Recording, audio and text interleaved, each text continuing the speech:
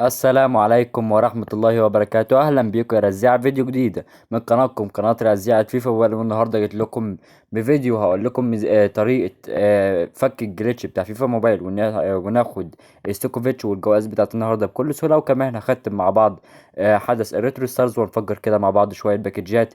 ولكن قبل ما نبدأ بتمنى منك انك تصلي على النبي وتذكر الله وتدعمني وتضغط على زر اللايك وتشترك هنا معانا في القناة، وليتس جو.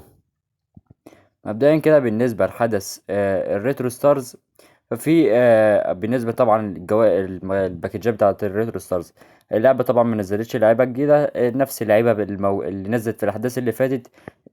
دمجتها كلها كده مع بعض، كل اللعيبة المية واحد والمية والكلام ده كله حطيتهم كلهم مع بعض في باكجات التلات آلاف جوهرة وكده.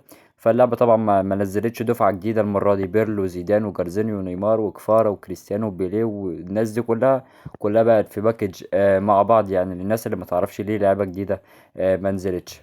اما بالنسبة بقى ندخل على حدث نجوم الماضي ونختمه كده مع بعض ونشوف الحكاية على ستاكوفيتش ده. طبعا ستوكوفيتش ال دبليو 99 اللي المفروض كله يستلمه مجاني، ولكن محدش عارف يستلمه. مبدئيا كده هتروح عند اللي هي بتاعت المقدمة دي، والأول هتستلم الجائزة الأسبوعية.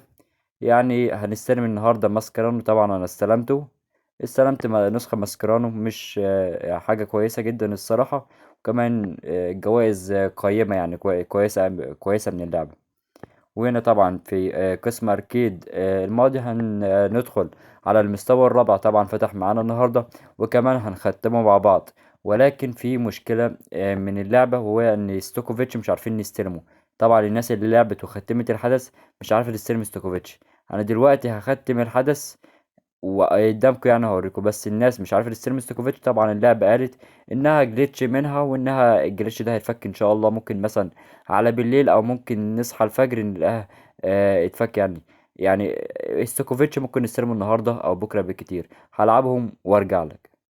انا طبعا لعبت وخلصت، واستلم الباكج اللي هو اللاعب من 96 ل99. فزي ما قلت لكم ستوكوفيتش هنستلمه يا اما النهارده يا اما مع الفجر كده، يعني ممكن النهارده بكره الصبح يوم الجمعه، او النهارده الخميس بالليل. وطبعا اللعبه تدينا تعويض، ممكن تدينا جواهر او تدينا ماسكرانو على الخطأ اللي حصل. طبعا دلوقتي هنفتح مع باكج ال 96 ل 99 اللي موجود في المسار. فان شاء الله يطلع لي لاعب عدل يا رب. تخيل انا كده كده مفيش لاعب 99 هيخش تشكيلتي. ارجنتيني كام بتاع ده ديبالا. حتى مش ديبالا، يعني حتى مش ديبالا، يعني تقريبا 96. اكوتا اسكوتا يعني بسكوتا. طلع علينا بسكوتا. وزي ما قلت لكم ستوكوفيتش يا النهارده بالليل يا بكره الصبح ان شاء الله.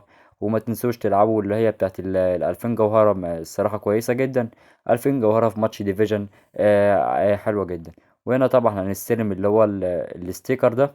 وبالنسبة للستيكر اللي جنبه، الناس اللي انا كنت اقدر استلمه، ولكن لو كنت لعبت كل الاحداث ما خسرتش ولا ماتش. طبعا انا خسرت كتير، طبعا النت كان بيقطع معايا، بيقطع في نص الماتشات للاسف. لكن مش هقدر احصله يعني. فالناس اللي هتحصلوا اللي هم ايه ما خسروش ولا ماتش حرفيا، اللي هو الاستيكر ده. الناس اللي لو ما خسرتش ولا ماتش ولا اي حاجه هتستلموا على طول ما تخافش. لكن انا طبعا خسرت كتير، فمش هعرف استلمه.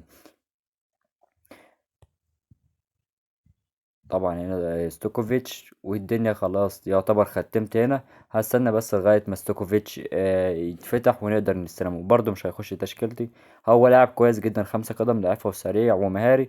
بس انا مش يعني عندي مش بلعب بجناح اصلا، فمش هيخش تشكيلتي.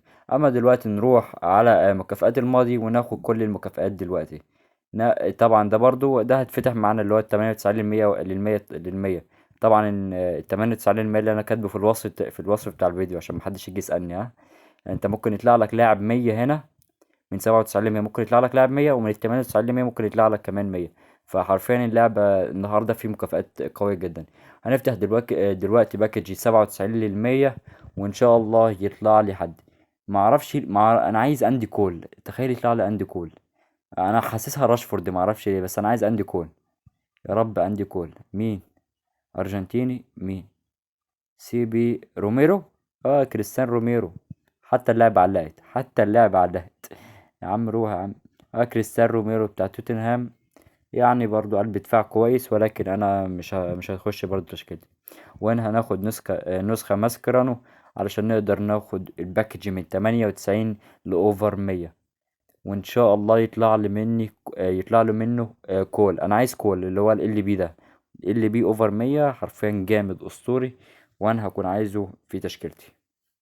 فالله افتح، هو السلام ده ماسكرانو، وهنا هو الباكج فتح معانا. يا رب يجيلي انا حاسسها راشفورد، معرفش ليه. والله ما اعرف، انا من الصبح كده حاسسها راشفورد، وانا عشان بشجع اليونايتد يعني، معرفش يعني، بس يا رب كول. يا رب انجليزي ال بي، انجليزي ال بي. انا عايز منك انجليزي ال بي بس وشكرا. انجليزي ال بي، يعني عمالة تعلق حتى. انجليزي ال بي، انجليزي ال بي. يا عم والله انا قلت لكم، والله العظيم قلت لكم هيطلع لي راشفورد. والله العظيم عارف يا جدعان مع اللعب. يعني الواحد احيانا كده بيحس بمشاعر كده ما. يعني انا كنت عايز اندي كولا، مش طمعان، انا عايز ال بي اوفر 100 مش 101 كمان. فيعني للاسف. وهنا بالمرة ناخد 1000 جوهرة برضو، هتفيدنا برضو اللي هو في باكج 3000 جوهرة وكده. هنستلمها على طول ونروح نفتح باكج 3000 جوهرة، وكمان نفتح باكجات المقايضات. فطبعا السوكوفيتش يا اما هنستلمه بالليل يا اما هنستلمه بكرة الجمعة الصبح، وكمان هنستلم معاه تعويض، يا اما نسخة ماسكرانو يا اما ممكن اللعبة تدينا 1000 جوهرة ولا حاجة. يلا. هنا ندخل على المهام. طبعا برضو هنا المهمة نفس الطريقة.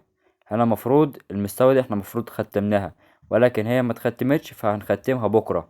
اول ما اللعبة تفك الجليتش ونستلم المكافآت عادي. هنقدر ناخدهم اللي هو يا اما النهاردة بالليل يا اما بكرة الصبح. النهاردة انا دلوقتي بصور الخميس الصبح، فيا اما نستلمه على الساعة مثلا 10 بالليل يوم الخميس، او الجمعة مثلا اول ما اللعبة تتحدث. فهنا طبعا احنا ختمنا كل حاجة والدنيا معانا تمام، ولكن برضو معرفناش نستلم مكافآت المستوى الرابع. وما انصحكش تفتح اللي هي البتاعة دي، اللي هي افضل الجواز من آلة الاسترداد دي ملهاش اي لازمة حرفيا. اوعى تفتحها واوعى تقرب منها، لانها حرفيا جوائزها سيئة جدا.